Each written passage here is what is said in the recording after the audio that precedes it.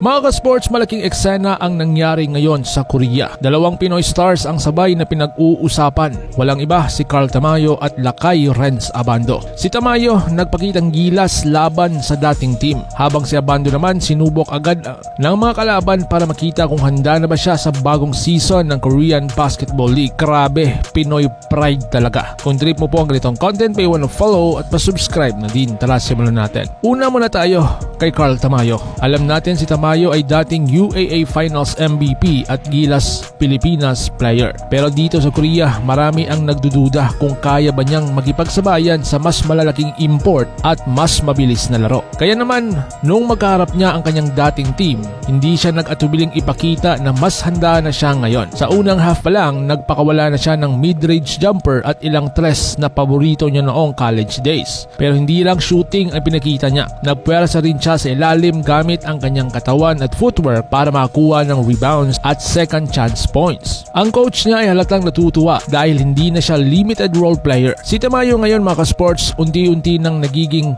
go-to stretch big na kayang gumawa ng puntos at depensa. Kung ikukumpara mo lang ang laro ni Tamayo noong unang salang niya sa Korea, makikita mo ang malaking improvement niya ngayon. Noon parang nag-aalangan siya, hindi agad tumitira